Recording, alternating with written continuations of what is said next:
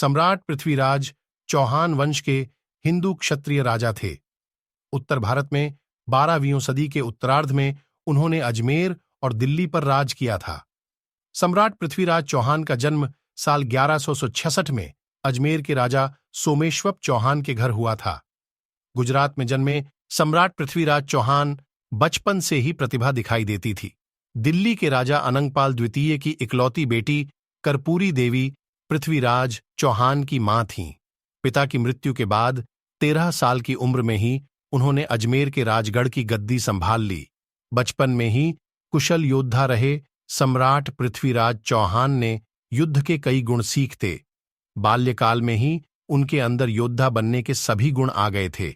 दिल्ली के शासक और पृथ्वीराज चौहान के दादा अंगम ने पृथ्वीराज चौहान के साहस और बहादुरी की कहानियां सुनी तो बहुत प्रभावित हुए। इसके बाद उन्होंने पृथ्वीराज चौहान को दिल्ली के सिंहासन का उत्तराधिकारी बनाने का ऐलान कर दिया। पृथ्वीराज की एक कहानी प्रचलित है कि वह इतने शक्तिशाली थे कि एक बार बिना किसी हथियार के शेर को मार दिया था। दिल्ली राज सिंहासन की गद्दी संभालने के बाद पृथ्वीराज चौहान ने किला राय पिथौरा को बनवाया था। उन्होंने सिर्फ 13 साल की उम्र में ही गुजरात के पराक्रमी शासक भीमदेव को युद्ध में हरा दिया था। पृथ्वीराज चौहान 6 भाषाएं जानते थे, जिनमें संस्कृत, प्राकृत, मागधी, पैशाची, शौरसेनी और अपभ्रंश भाषा शामिल है। इसके साथ ही उनको मीमांसा, वेदांत, गणित, पुराण, इतिहास, सैन्य विज्ञान और चिकित्सा शास्त्र का भी ज्ञान था। पृथ्वीराज चौहान की तरह ही उनकी सेना भी बलवान थी।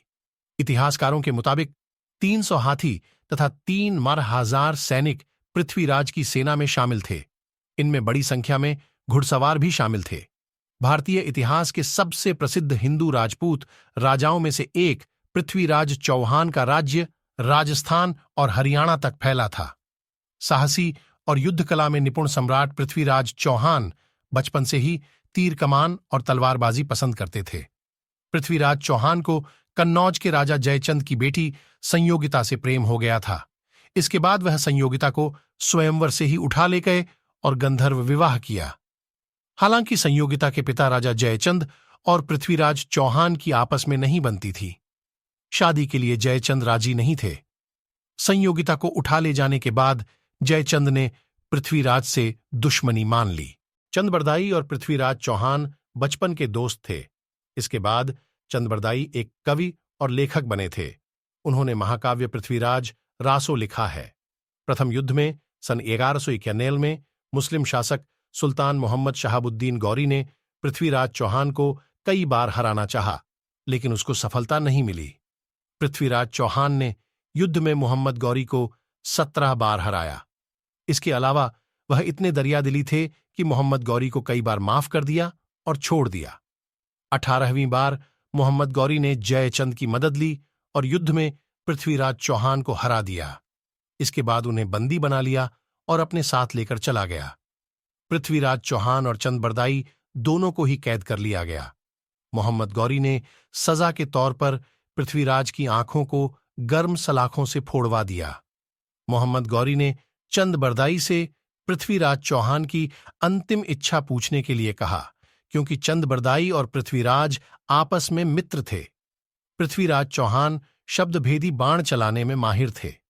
मोहम्मद गौरी को इस बात की जानकारी दी गई, जिसके बाद उसने कला प्रदर्शन के लिए इजाजत दे दी। पृथ्वीराज चौहान को जहां पर अपनी कला का प्रदर्शन करना था, वहां पर मोहम्मद गौरी भी मौजूद था। पृथ्वीराज चौहान ने चंदबरदाई के साथ मिलकर मोहम्मद गौरी को मारने की योजना पहले ही बना ली थी। महफिल शुरू होने वाली थी, तभी चंदबरदाई ने एक दोहा कहा, 4 बांस 24 गज, अंगुल अष्ट प्रमाण, ता ऊपर सुल्तान है मत चूके चौहान। चंदबरदाई ने पृथ्वीराज चौहान को संकेत देने के लिए इस दोहे को पढ़ा था। इस दोहे को सुनने के बाद मोहम्मद गौरी ने जैसे ही शाब्बास बोला, वैसे ही अपनी आंखों को गवा चुके पृथ्वीराज चौहान ने मोहम्मद गौरी को अपने शब्दभेदी बाण से मार दिया।